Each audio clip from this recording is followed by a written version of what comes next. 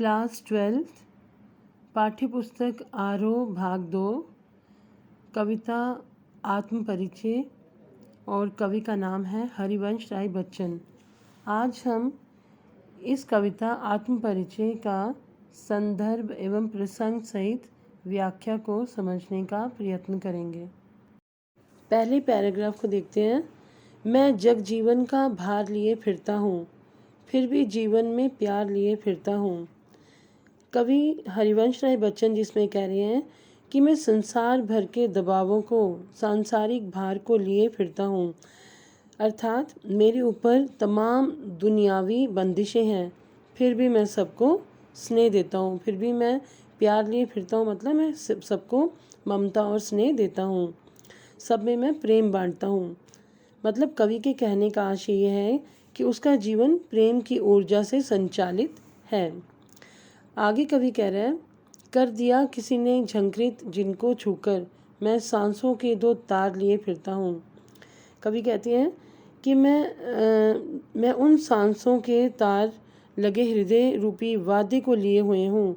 मतलब मैं उन सांसों के साथ जी रहा हूँ जिन्हें छूकर किसी ने झंकृत कर दिया है, मतलब कंपित कर दिया है, अर्थात किसी ने प्रेम से भर दिया है। मैं स्नेह सुरा का पान किया करता हूँ, मैं कभी न जग का ध्यान किया करता हूँ।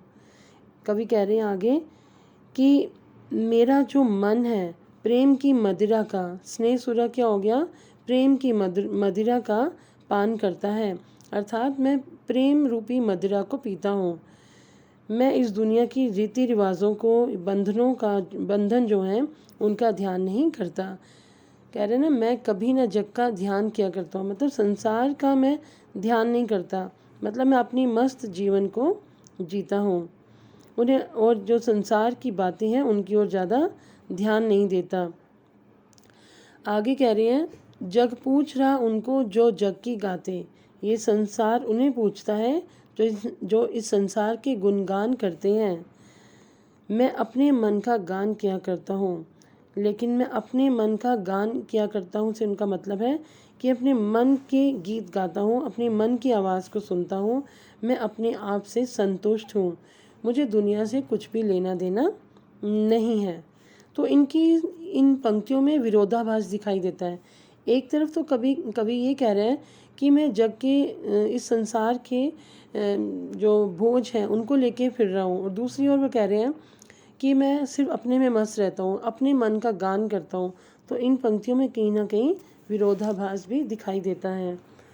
तो काव्य सौंदर्य के बारे में भी जान लेते हैं। जो इन पंक्तियों की जो भाषा है वो साहित्यिक खड़ी बोली है और आत्मकथात्मक शैली में संवेदनापूर्ण गेय काव्य रचना है। दूसरी बात, इसमें मुक्त छंद का प्रयोग हुआ है जिसमें लयबद्धता का गुण विद्यमान है। और तीसरा पॉइंट, जग जीवन तथा स्नेह सुरा में अनुप्रास अलंकार तथा लिए फिरता हूँ पद के एक से ज़्यादा बार प्रयोग होने के कारण पुनरुक्ति प्रकाश अलंकार का प्रयोग दिखाई देता है। मैं निज उर के उद्गार लिए फिरता हूँ, मैं निज उर के उपहार लिए फिरता हूँ। निज होता है अपने, उर हो गया हृदय, मन, उद्गार हो गया भाव।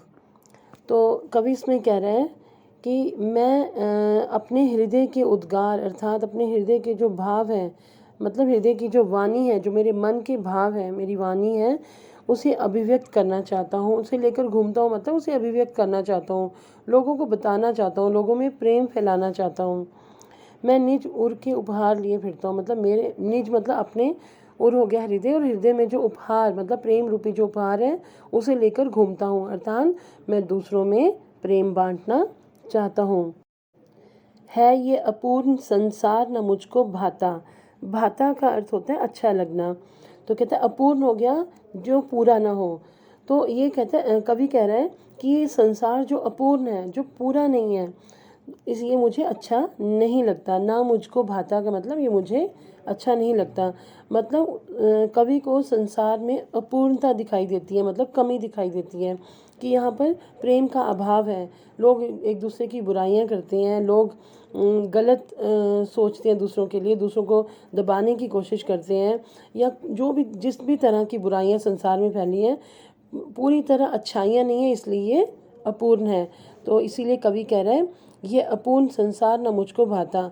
ये जो संसार है, जो अपूर्ण है, जो पूरा नहीं है, मुकम्मल नहीं है, ये मुझे अच्छा नहीं लगता। मैं स्वप्नों का संसार लिए फिरता हूँ।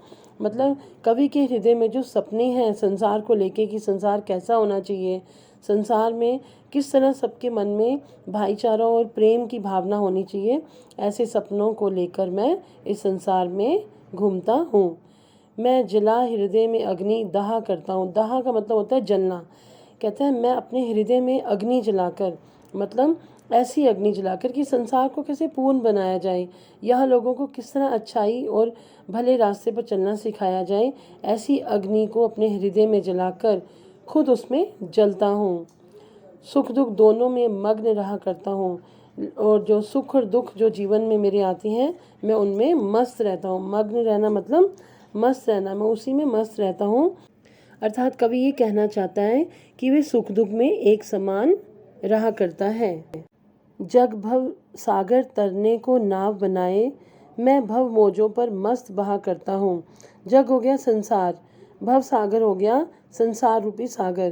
कहते हैं संसार के लोग इस संसार से तरने के लिए, मतलब मोक्ष प्राप्त करने के लिए नाव बनाते हैं, मतलब साधन बनाते हैं। चाहे वो ईश्वर भक्ति हो या अच्छे कर्म हो, किसी भी तरह के साधन बनाते हैं इस संसार सागर से तरने के। लेकिन कवि कहता है मैं भव मौजों पर मस्त बहा करता हूँ। लेकिन मैं संसार की मौजों हो गया लहरों पर, मैं संसार की लहरों में मस्त बहता हूँ। मतलब मैं इस संसार में मस्त होकर जीता हूँ, मतलब मैं सुख दुख में समान रहता हूँ। कवि के कहने का असल में भाव ये है कि संसार के लोग जो अपूर्ण हैं, जो हर दुख आने पर दुखी हो जाते हैं और सुख आने पर खुश होते हैं, और तरह तरह के कार्य इस जीवन को जीने के लिए करते हैं, लेकिन मैं एक ऐसा इंसान हूँ जो सुख दुख में समान रहता हूँ। मुझे कोई फ़र्क नहीं पड़ता सुख आए या दुख आए, मैं मस्त अपने जीवन को जीता हूँ। और जो इंसान अपना जीवन मस्त जीता है, जो किसी के साथ गलत नहीं करता, किसी को दुख नहीं देता, कष्ट नहीं देता, सिर्फ प्यार बांटता है, सबके सुख की सोचता है, तो उसे संसार सागर से तरने या मोक्ष की प्राप्ति का कोई साधन तलाशने की ज़रूरत नहीं पड़ती। ऐसा इंसान, सच्चा इंसान जो होता है, वे मस्त अपना जीवन जीता है, उसे संसार में किसी भी बात का डर नहीं होता। इन पंक्तियों के काव्य सौंदर्य में आप लिख सकते हैं कि भाषा भावों के अनुरूप सहज, सरस एवं प्रवाहमयी है। भवसागर, भव मौजों तथा अग्नि में रूपक अलंकार का प्रयोग देखने योग्य है। मैं यौवन का उन्माद लिए फिरता हूँ, उन्मादों में अवसाद लिए फिरता हूँ। अवसाद होता है उदासी, निराशा, और यौवन हो गया जवानी, और उन्माद हो गया पागलपन। तो कह रहा है कि मैं यौवन का उन्माद लिए फिरता हूँ, उन्मादों में अवसाद। अवसाद होता है, अवसाद मैंने जैसे बताया, अवसाद दुख को भी कह सकते हैं, उदासी को भी कह सकते हैं, निराशा को भी कह सकते हैं। तो यहाँ कवि बताता है कि संसार में ज्ञानी अज्ञानी सभी हैं, इसी प्रकार दुख सुख भी सभी के साथ रहते हैं। तो इसी बात को लेकर कवि कह रहा है मैं जीवन में यौवन के उन्माद को अपने भीतर लिए फिरता हूँ, लेकिन उसके उन्माद में अवसाद भी है, अर्थात कहीं ना कहीं उसमें किसी गहरे दुख की पीड़ा भी मिली हुई है। देखो फिर से, मैं यौवन का उन्माद लिए फिरता हूँ, मतलब मैं अपने यौवन के, जवानी के खुशी से या से भरा हुआ हूँ, खुशी से कह लो या उन्माद को या पागलपन से भरा हुआ हूँ, लेकिन कहीं ना कहीं उस खुशी के साथ कि मैं यौवन से परिपूर्ण हूँ, इसके साथ साथ मेरे अंदर एक दुख भी है, अवसाद भी है, एक निराशा भी है, एक उदासी की भावना भी है, जिसमें मैं डूबा रहता हूँ, जो मुझको बाहर हंसा रुलाती भीतर। वो ऐसा अवसाद है, वो ऐसा दुख है, ऐसी निराशा है जो मुझे बाहर दूसरों के सामने तो हंसाती है, मैं ऊपर से हंसता हूँ, लेकिन मुझे अंदर ही अंदर, भीतर मीन्स अंदर, हृदय में मुझे रुलाती है। मैं हाय किसी की याद लिए फिरता हूँ, और वो उदासी क्या है, वो निराशा क्या है किसी की याद, किसी प्रियतम की याद या किसी प्रिय की याद जो है वे उसे रुलाती है और उस यादों को वे अपने साथ लिए घूमता है। मतलब कवि के कहने का भाव ये है कि जो दुख से अंदर दुखा रहा है वो प्रीतम की याद उसे बाहर तो हंसाती है लेकिन भीतर ही भीतर मन के अंदर उसे रुलाती भी है। तो इससे स्पष्ट है कि यहाँ प्रिय से वियोग की स्थिति है तथा उससे उत्पन्न करुण या दुख की स्मृति उसके अंदर है, दुख की याद उसके मन में है। आगे कह रहे कवि, कर यत्न मिटे सब सत्य किसी ने जाना। आगे देखो प्रश्न चिन्ह है, कह रहे कर यत्न मिटे सब, मतलब यत्न हो गया प्रयत्न करना, कोशिश करना। कहते कोशिश करने से दुख जो है जीवन के वे मिट सकते हैं। सत्य किसी ने जाना, क्या इस सत्य को, इस सच्चाई को किसी ने जाना है। नादान वही है हाय जहाँ पर दाना।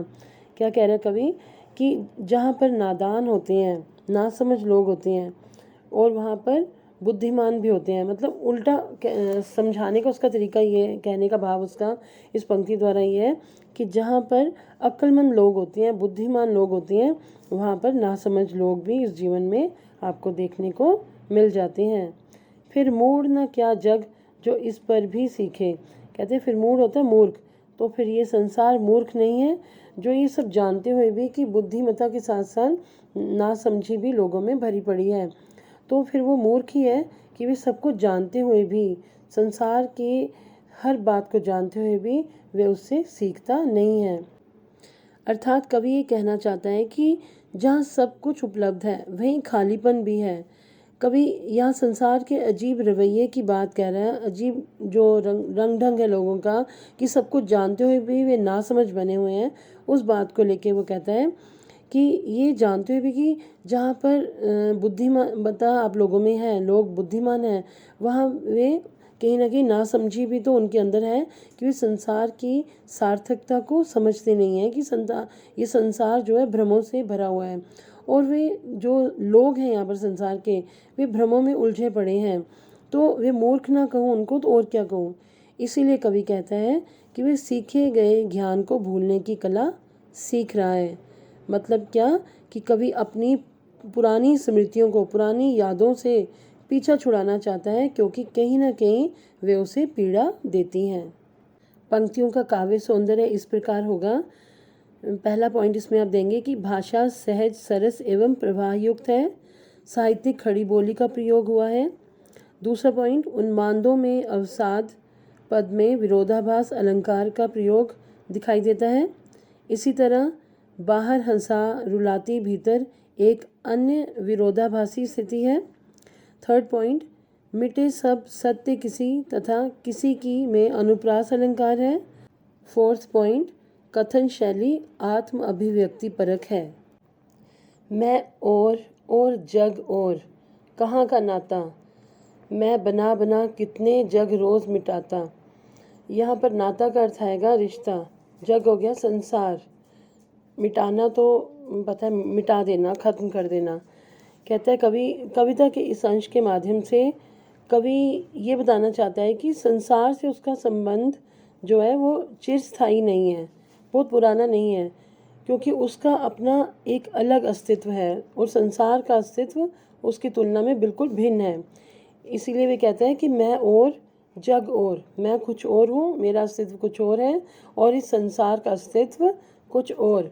तो हम दोनों के बीच में कोई नाता नहीं है, कोई रिश्ता, कोई संबंध नहीं है। मैं बना बना कितने जग रोज़ मिटाता, तभी वे कहते हैं कि मैं अपने भीतर कितने ही संसार रोज़ बनाता और मिटाता रहता हूँ।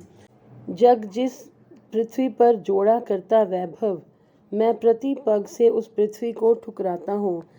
वैभव हो गया सुख समृद्धि का सामान। तो कवि कहता है कि जग जिस पृथ्वी पर जोड़ा करता वैभव, अर्थात संसार जिस पृथ्वी पर वैभव का, सुख समृद्धि का सामान जोड़ता है, मैं प्रति पग से उस पृथ्वी को ठुकराता। मैं, पग हो गया कदम, कहता मैं हर कदम पर उस पृथ्वी के वैभव को ठुकराता हुआ चलता हूँ। मतलब मुझे इस संसार के वैभव से कोई मतलब नहीं है।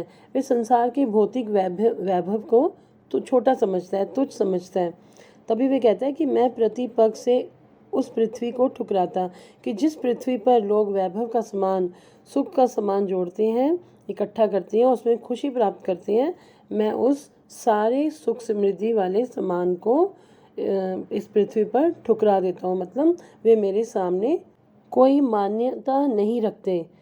मैं निज रोदन में राग लिए फिरता हूँ, शीतल वानी में आग लिए फिरता हूँ। कवि कहता है कि मैं अपने रुदन में राग लिए घूमता हूँ। वे शीतल वानी में आग लिए फिरने की बात कहता है। मतलब ये कि वे वैभव को तुच्छ समझकर, छोटा समझकर उसे ठुकराने की हिम्मत रखता है। मतलब ये कि उसके समक्ष जो संसार का सुख है वे कोई मायने नहीं रखता। शीतल वानी में आग लिए फिरता हूँ से कवि का अर्थ है कि जो शीतल वानी अर्थात उसकी जो आवाज़ है, मतलब कविताओं के माध्यम से जो उसकी आवाज़ है उसमें वे एक आग लिए फिर रहा है, मतलब एक ज्वाला उसके अंदर। कहने का भाव है कि वे कुछ लोगों को कोई प्रेरणा देना चाहता है, कुछ समझाना चाहता है अपनी शीतल वानी के द्वारा, अपनी मीठी वानी के द्वारा। हो जिस पर भूपों के प्रासाद निछावर, निछावर होना मतलब त्यागना, वारना।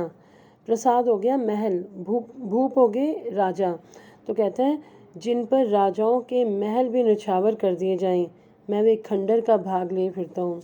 मैं ऐसे ही खंडर का भाग लेकर फिरता हूँ जिसके लिए, मतलब ऐसे उस खंडर की इतनी इम्पोर्टेंस वो बता रहा है कि उसकी इतनी मान्यता है मेरे लिए, इतना महत्व है मेरे जीवन में उस खंडर का भी कि बड़े बड़े महल भी राजाओं के उस पर मैं निछावर कर दूं। कवि के कहने का भाव ये है कि जो उसके जीवन में संतुष्टि है, जो संतोष उसके जीवन में है, उसके आगे वे दुनिया की सारी सुख समृद्धि वार सकता है। पंक्तियों का काव्य सौंदर्य इस प्रकार होगा। फर्स्ट पॉइंट होगा इसमें खड़ी बोली के साहित्यिक रूप का प्रयोग हुआ है। सेकंड पॉइंट, सहज भाषा में गंभीर भावों को कुशलता से अभिव्यक्त किया गया है। थर्ड, भाषा में क्षेत्रीयता का प्रभाव भी दृष्टिगोचर होता है। फोर्थ, और शब्द 3 बार भिन्न भिन्न अर्थ संदर्भों में प्रयुक्त हुआ है, इसलिए यहाँ यमक अलंकार है। और फिफ्थ पॉइंट, रोदन में राग और शीतल वानी में आग के द्वारा में जो है वो विरोधाभास तथा बना बना में पुनरुक्ति प्रकाश अलंकार का प्रयोग हुआ है। मैं रोया इसको तुम कहते हो गाना, मैं फूट पड़ा तुम कहते छंद बनाना। कविता के इस अंश में अपने रचना कर्म को, मतलब जो कविताएं कवि ने लिखी तो उसमें उसने जो व्याख्यान किया उसे कवि कहता है कि मैं रोया, मतलब मैंने अपनी रचना के माध्यम से अपना रुदन उजागर किया, अपना रोना दर्शाया, लेकिन अपना दुख दर्शाया, लेकिन तुम उसे गीत समझ बैठे, गाना समझ बैठे। मैं फूट पड़ा तुम कहते छंद बनाना। मैंने फूट पड़ना मतलब अपना दुख उजागर किया मैंने अपनी कविताओं की, अपनी रचनाओं के माध्यम से, तुम इसे छंद बनाना कहते हो। मतलब लोग जिसे मेरा गाना समझते हैं वे मेरी आत्मा का रुदन है, मेरी आत्मा के भाव हैं, मेरा अंतर्नाद है जो वास्तव में एक छंद के रूप में फूट पड़ा। क्यों कवि कहकर संसार मुझे अपनाए, मैं दुनिया का हूँ एक नया दीवाना। कवि कहता है कि संसार मुझे कवि के रूप में जाने या अपनाए, मैं इसकी अपेक्षा नहीं करता। मतलब मैं नहीं चाहता कि ये दुनिया मुझे कवि के नाम से जाने कि मैं एक कवि हूँ, क्योंकि मैं इस दुनिया का एक नया दीवाना हूँ। मतलब उसके कहने का भाव ये है कि मैं अपनी ही तरह का एक मस्त इंसान हूँ। मैं दीवानों का वेश लिए फिरता हूँ। दीवाने मतलब पागल, तो दीवानों का एक मस्त इंसान, मैं एक मस्त इंसान का वेश बनाकर इस दुनिया में रहता हूँ। मैं मादकता निशेष लिए फिरता हूँ। निशेष का मतलब है संपूर्ण। तो कवि कहता है कि मादकता निशेष लिए फिरता हूँ, अर्थात मैं पूरी तरह संपूर्ण मस्ती में इस संसार में रहता हूँ या घूमता हूँ। जिसको सुनकर जग झूम झुके लहराए, मैं मस्ती का संदेश लिए फिरता हूँ। कवि का इन पंक्तियों के द्वारा कहने का भाव ये है कि अपनी रचनाओं के द्वारा, अपनी कविताओं के द्वारा मैं ऐसे भाव प्रकट करता हूँ ऐसे गीत मैं लिखता हूँ, ऐसी कविताएं मैं लिखता हूँ जिससे ये जग मतलब ये संसार, जिसे सुनकर मतलब अपने दुख में, ये संसार पर जब कोई दुख या कष्ट का समय आता है संसार के लोगों पर, तो मेरी कविताओं को सुनकर, मेरी रचनाओं को सुनकर वे झूमें, खुश होएं और मस्ती में लहराएं। मैं ऐसा ही अपनी कविताओं के माध्यम से संदेश लिए फिरता हूँ। अर्थात कहने का कवि का भाव ये है कि दुविधाओं एवं विफलताओं से जूझ रहे इस संसार को उसी दीवानेपन की मस्ती और मादकता का संदेश देना चाहता है कवि, जिसे ग्रहण कर ये संसार अपनी असफलता तथा विफलता को भूलकर खुशी के आवेग में झूम उठे, लहरा उठे और प्रसन्नता से भर उठे। इन पंक्तियों का काव्य सौंदर्य इस प्रकार होगा। पहला पॉइंट, साहित्यिक खड़ी बोली का प्रयोग हुआ है। भाषा भावों के अनुरूप सहज, सरल एवं प्रवाह युक्त है। आत्मकथन की शैली का प्रयोग स्पष्ट है। फोर्थ, क्यों कवि कहकर पद में अनुप्रास अलंकार की छटा विद्यमान है। नेक्स्ट एक पॉइंट और दे सकते हैं, लिए फिरता हूँ कि आवृत्ति से काव्य में नया आकर्षण आ गया है। और झूम झुके पद में भी अनुप्रास अलंकार का प्रयोग देखने योग्य है।